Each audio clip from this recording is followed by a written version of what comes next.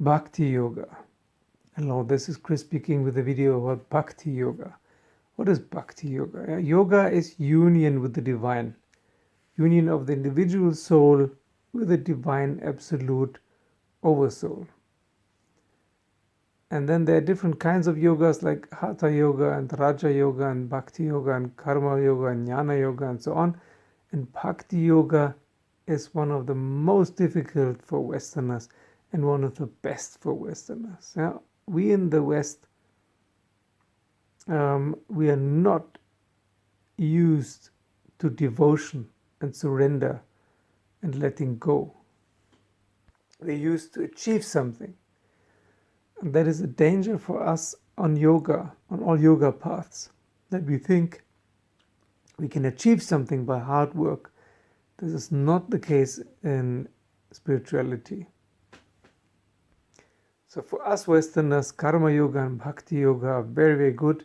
There will be another video about Karma Yoga, but now about Bhakti Yoga. Bhakti Yoga is devotion. Also Christianity, the real root, the real ancient Christianity is also a form of Bhakti Yoga. Also the original Islam is a form of Bhakti Yoga. Surrender to the divine. Thy will be done. Inshallah. I am nothing and the divine is everything. Bhakti Yoga is the fastest way to destroy the ego attachment. And another thing about Bhakti Yoga is that it's not about understanding. It's not about intellectual understanding and how this and that and all kinds of explanations about how the world works and what the divine is and what human beings are and so on. It's only devotion, devotion, devotion. Surrender, surrender, surrender. Letting go, letting go, letting go. Thy will be done. Yeah? And originally, this was practiced with a master. A master is more accessible than the divine. The divine is abstract until you experience it. But to experience it, it takes a while. So it's much easier to have a guru, a master, living embodiment of the divine, to treat a master as a living embodiment of the divine until you meet the divine. The same goes in Islam, for example, with the Sufis, with her baraka. This baraka, this love, the divine love, this is also a form of Bhakti Yoga. The old Sufi poets, they wrote all the time about being drunk with love.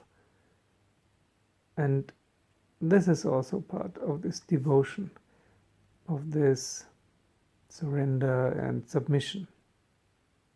But also of brotherhood and sisterhood and recognizing that we're all in the same boat, that we're all the same.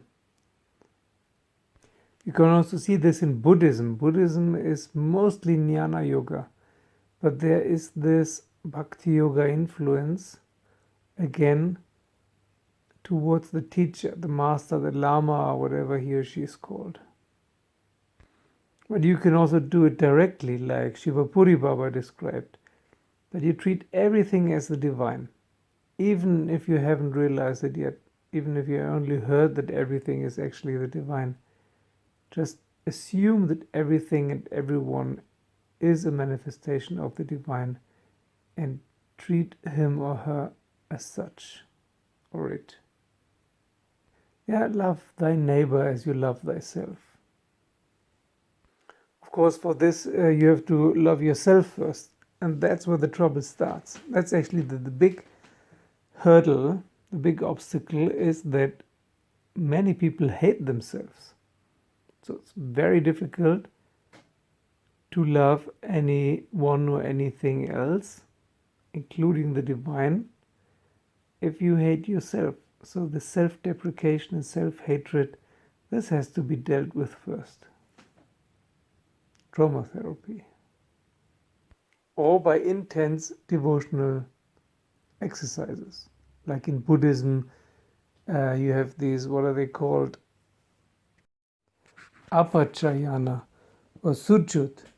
All kinds of prostrations, bowing down, or praying gestures, but mostly this bowing down,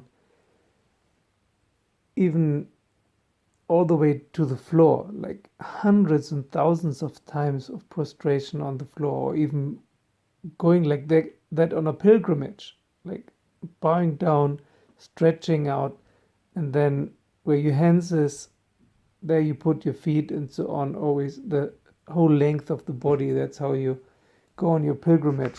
Things like that. Those are extreme forms of Bhakti Yoga that can be really effective, especially if it feels over exaggerated and strange to you. Then you should do it, because then your ego is too big.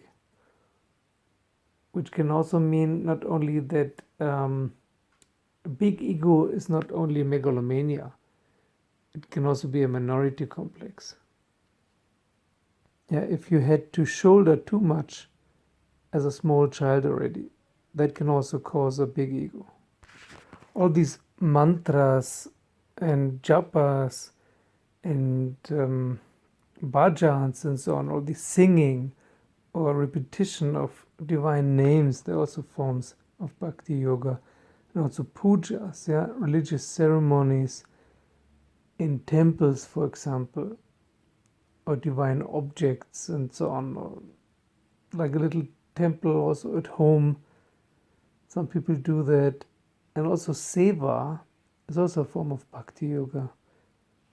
Seva is to do something for the common good without expecting a reward, which of course is already the bridge to karma yoga, which I will talk about next time. So the question is if this is an effective method for us Westerners. Not only for Westerners, of course, but I think it's even more effective for Westerners than for Indians, for example, because it's so alien to us.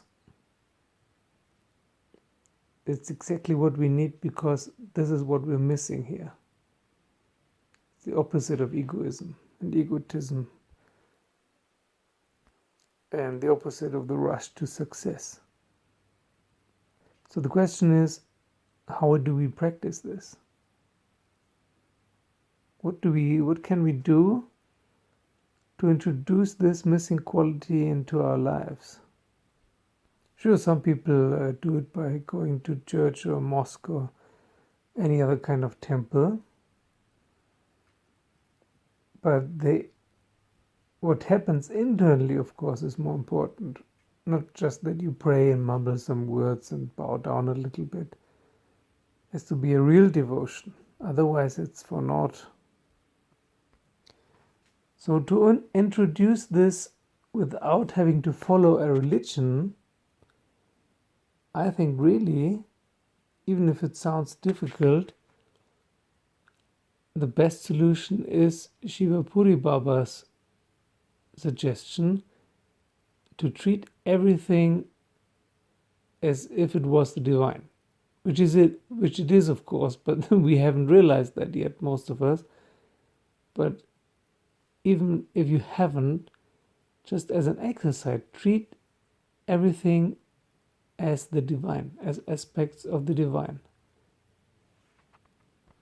Even some idiot who shouts at you and who you quarrel with. Even especially people in circumstances that are difficult. So it's easy to treat everything as divine if the circumstances are harmonious. The trick is to do it when they're not harmonious. And when someone attacks you, and then you respond with love. Because you know this other person is also the divine, is also you. There's no difference between him and you, or her and you. Okay, thank you for listening. Thank you for liking and subscribing, and thank you for joining me on Patreon, and see you soon.